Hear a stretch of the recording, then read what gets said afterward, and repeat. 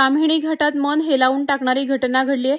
पुण्याहून कोकण फिरण्यासाठी निघालेल्या 6 तरुणांच्या थार गाडीचा भयंकर अपघात झाल्याचं तब्बल 3 दिवसांनी उघडकीस आलंय।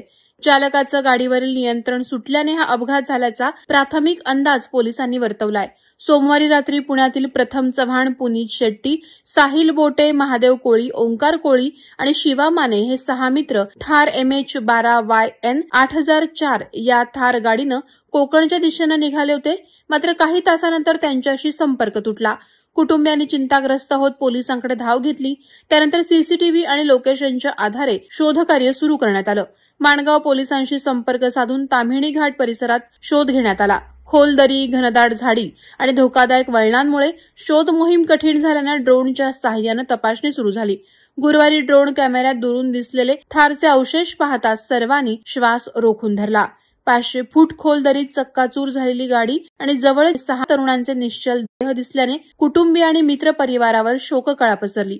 हा अपघात कोंडेथर गावानंतरच्या पहिल्याच तीव्र वळणावर झाला असावा असा प्राथमिक अंदाज आहे। या भागात अतिशय तीव्र उतार, उभी दरी आणि दाट जंगल असल्याने वाहन थोडंसं अनियंत्रित झालं तरी थेट खोल दरीकडे ओढलं जातं।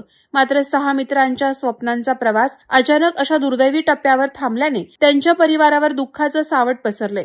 प्रशासनाकडून पुढील प्रक्रिया सुरू असून संपूर्ण घटनेचा तपास सुरू आहे।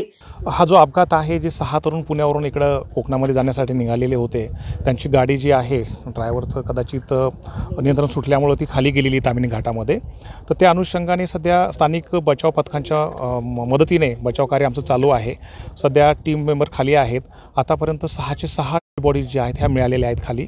पैकी एक बॉडी आता थोड्या वेळापूर्वीच आपण वरती आणलेली आहे।